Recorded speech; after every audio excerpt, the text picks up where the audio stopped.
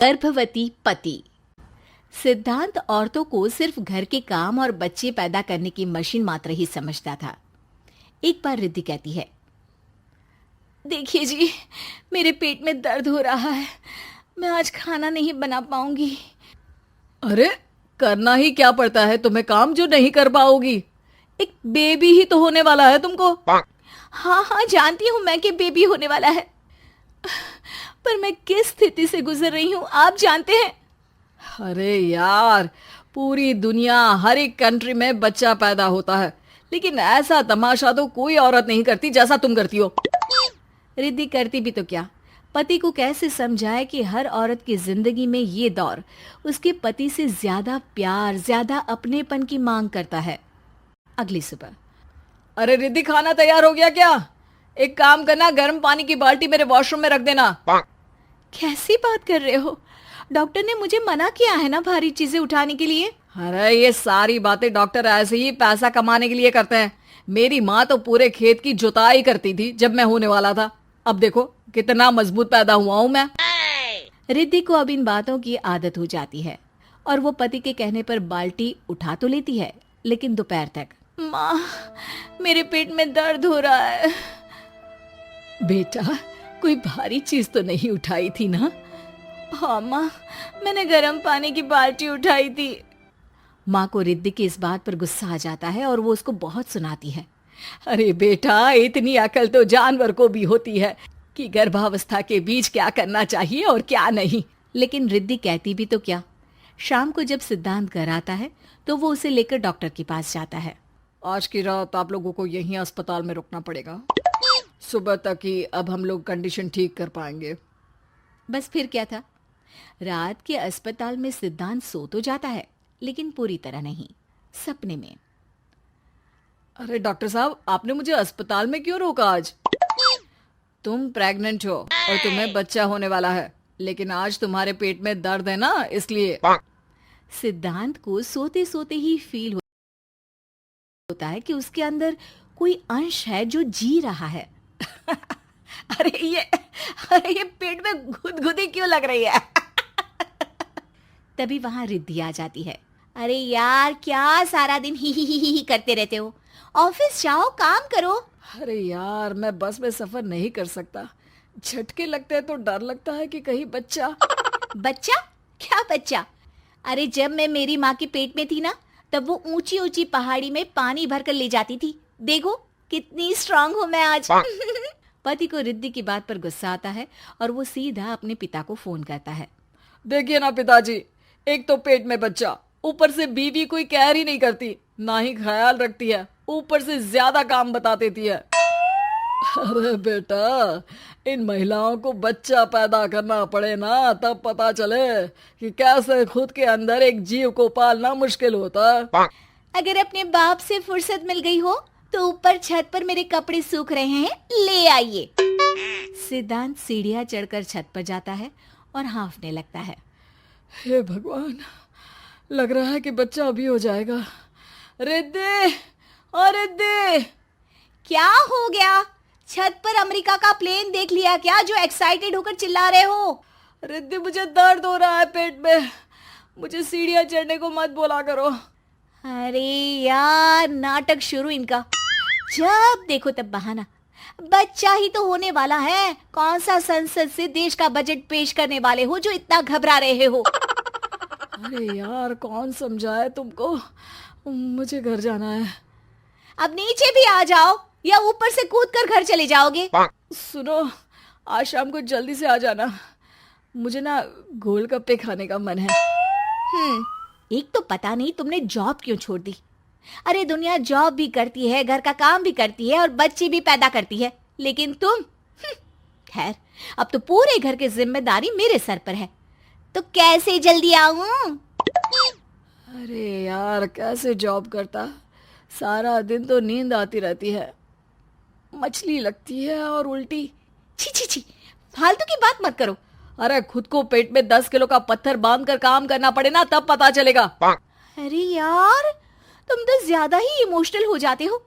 दुनिया भर में सबके बच्चे पैदा होते हैं, लेकिन नखरे तो तुम ऐसे कर रहे हो जैसे दुनिया के एकमात्र इंसान हो जो बच्चा पैदा कर रहा है। सिद्धांत को वो सारे पेन, वो सारी परेशानियां होती है जो एक गर्भवती महिला महसूस करती है। एक दिन पड़ोस का आदमी, अरे भगवान का शुक्र मनाओ कि बच्चा नॉर्मल हो गया। साइंस के अनुसार एक बच्चे को पैदा करने का दर्द उतना ही होता है जितना हड्डी के टूटने का। हे भगवान, मैं ये दर्द कैसे सहूंगा? मुझे तो छोटी सी चोट से भी डर लगता है। तभी वहां रिद्धि आ जाती है। अरे कैसी बात कर रहे हो? तभी तो कह रही हूँ, खूब शारीरिक काम करो, तभी तो जाकर बच्चा पैदा करने में आसानी होगी। और इसीलिए तो कहती रहती हूँ कि मेरे नहाने के पानी की बाल्टी को वॉशरूम में रख दिया करो। सिद्धांत बेचारा करता भी तो क्या, जब बीवी समझने को राजी ही नहीं। सिद्धांत पानी की बाल्टी उठाकर जैसे ही वॉशरूम में रखता है, उसके पेट में दर्द होने लगता है। हे भगवान, मर गया रे, मेरे पेट में दर्द हो रहा है। भगवान, मेरा बच्चा तो ठीक है ना? सिद्धांत रोने लगता है कि तभी वहां नर्स आ जाती है। ए, रो क्यों रहे हो? तुम्हारा बच्चा ठीक है। भला कोई आदमी प्रेगनेंसी में अपनी बीवी से बाल्टी उठवाता है क्या? सिद्धांत की नींद खुलती है तो पता चलता है कि वो तो सपना ही था। वो भागकर रिद्धि के कमरे में जाता है। रिद्धि, रिद्धि, मुझे माफ कर दे। पति होने के नाते मेरा कर्तव्य था कि मैं तुम्हारा और अपने बच्चे का ख्याल रखूं। घर चलो, अब मैं आज से तुम्हारा पूरा ध्यान रखूंगा। मैं समझ चुका हूं कि बच्चा पैदा करना बच्चों का खेल नहीं।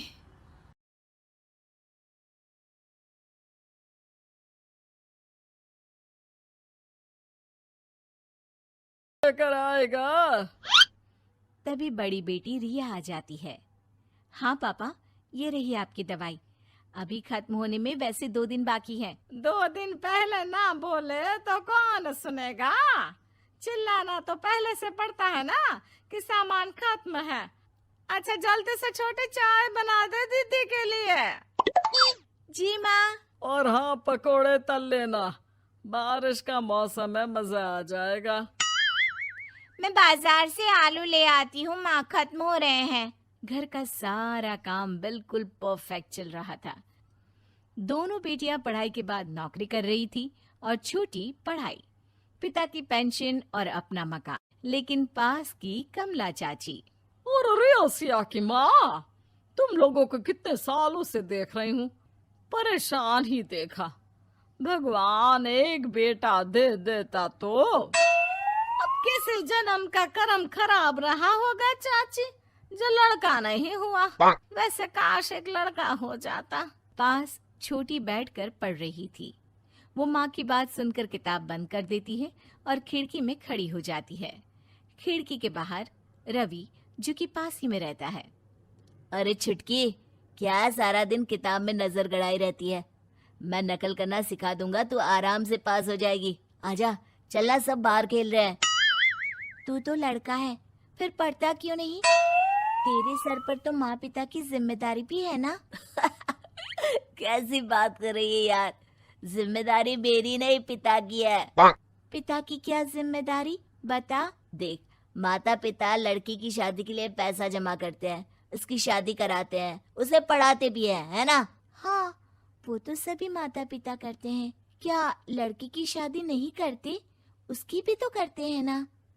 हाँ करते हैं, लेकिन क्यों, कैसे? सुन, वो लड़के को पढ़ाते हैं इसलिए कि वो बुढ़ापे का सहारा बनेगा। शादी करते हैं कि उसकी बीवी आकर घर संभालेगी। लेकिन बेटियों के लिए कोई स्वार्थ होता है? नहीं ना। तभी तो पैदा होते ही मुंह बन जाता है। अब तू सोच, तू किसी के घर जाए और वो तुझे देखकर मुंह बना ले तो कैसा लगेगा? वो तो पागल होते हैं। बेटियां जीवन भर माँ बाप के लिए सोच ले, लेकिन फिर भी वो उसे अपना नहीं मानते। बेटे दिन रात निखट्टू बने रहे, लेकिन उम्मीद उन लोगों से फिर भी बहुत होती है ना? चल छोड़ना, तू ये बता कि किस जिम्मेदारी की बात कर रहा था तू पिता की? अरे यही कि अगर बेटे को बुढ़ापे का सहारा और रिटर्न के रूप में देख रहे हैं तो इन्वेस्ट भी तो अच्छा करना चाहिए ना। छुटकी समझ जाती है कि समाज की सोच क्या है और चाहे जो हो जाए उसे किताब बंद नहीं करनी। तभी वहां बड़ी बेटी आ जाती है। माँ, अरे ओ माँ, ये ले मिठाई खा ले। क्या हो गया? लड़का पसंद आ गया क्या कोई? भाई ऐसा हो तो मिठाई ना ही खिला, चली जाएगी तो घर कैसे चलेगा? अरे लड़की को क्या जीवन भर बिठाने का इरादा है? तू बता बेटी, किस चीज की मिठाई खिला रही है? क्या हो गया? अरे पापा, आपको पता है ना, जिस डॉक्टर के अंडर में मैं काम कर रही थी, उन लोगों ने मेरे काम को देखते हुए मेरी स्कॉलरशिप पास करवा दी है। अब अस्पताल में ही क्लास चला करेगी, आगे की पढ़ाई भी और पैसे की कमाई भी। ये तो अच्छी बात है। तू पढ़ जाएगी तो छोटे को भी अपनी राह लगा लेना। बाकी मछली तो वैसे ही ऑलराउंडर है। तीनों बेटियों के बाद भी उन लोगों के घर किसी चीज की कमी नहीं थी। पापा ये लीजिए कार की चाबी, मैंने आपके लिए कार ली है। अब आप कहीं भी जाएं तो अपनी कार से जाइएगा। अरे क्या जरूरत थी, जितना खर्च करोगी दहेज मांगने वालों के मुंह भी उतने ही खुल जाएंगे। तो हम दीदी की शादी ऐसे घर में करेंगे ही नहीं जहाँ शादी के लिए पैसे मांगने की जरूरत हो। अरे जो खुद खड़ा नहीं होगा वो हम लोगों के कंधे में क्यों शादी करेगा? क्यों पापा? अरे शादी में तो दहेज मैंने भी लिया था, तो क्या मैं तेरी माँ के कंधे पर हूँ? खुद की पेंशन है, बेटियां कमा रही हैं, मजे हैं। बस एक मलाल है कि बेटा नहीं हुआ। पापा, जब आपने बोला कि मजे हैं, मैं तभी समझ गई थी कि अगली लाइन में आप यही बोलेंगे कि मलाल है। कोई बात नहीं पापा, फिलहाल आप ये कार लेकर घुमाओ। माँ, तुम भी जाओ पापा के साथ। दोनों पति पत्नी बेटी की दी गई गिफ्ट कार में बैठकर घूमने निकल रहे थे कि पड़ोसी बोल पड़ता है। अरे भाई साहब, नई कार! यहाँ तो साइकिल भी बेचने की नौबत है। नजर ना लगाइए भाई साहब, जीवन में कार का सपना पूरा होना हम लोगों के लिए तो बहुत बड़ी बात है। हाँ हाँ, लाखों की कार हम हजारों की कमाई वालों के लिए कहाँ मुमकिन थी, ऊपर से तब जब कोई बेटा भी नहीं है। वैसे भाई साहब, आपकी साइकिल बिक क्यों रही है? भगवान की दुआ से तो आपके 4 लड़के हैं। हाँ हाँ, आपको तो हेलीकॉप्टर से घूमना चाहिए। और खाक हेलीकॉप्टर भाई साहब, अब क्या छुपाना, 2 लड़के तो कुछ कमाते ही नहीं, सारा दिन टीवी मोबाइल में लगे रहते हैं। और बड़े 2 जो किसी तरह जिम्मेदार बने भी हैं, बहू के कहने पर 1 पैसा हम लोगों को नहीं देते। ना इज्जत है ना मान सम्मान। हाँ भाई साहब, भाभी बता रही थी, बहू के होते हुए भी नौकरानी की तरह सारा दिन लगी रहती है घर के कामों में। आप किस्मत वाले हैं भाई साहब, जो बेटियां घर के साथ साथ बाहर का काम भी पूरी जिम्मेदारी से संभाल रही हैं। हाँ वो तो है, लेकिन कब तक? एक ना एक दिन तो ससुराल निकल जाएंगी, फिर तो वही हम दोनों और वही पेंशन। आप लोग भी कौन सा संजीवनी बूटी खा कर आए हैं? चलिए चलिए जाइए, नई कार का मजा लीजिए। अच्छा ऐसा करते हैं, मेरी बहन के घर चलते हैं, काफी वक्त हो गया है मिले। दोनों बहन के घर जाते हैं, जहाँ उसकी बहन और उसका पति बैठकर चाय पी रहे होते हैं। अरे भाई भाभी, आज रास्ता कैसे भूल गए आप लोग? अरे हम तो फिर भी भूल गए, तुम तो कभी नहीं आते हमारे घर। अरे कोई आने का साधन भी नहीं है ना, अब बस से आना हम लोगों के बस की बात तो रही नहीं भाई। अरे दे 2 कार थी आप लोगों की, कहाँ गई? भाभी वो तो जिसकी थी वो ले गया।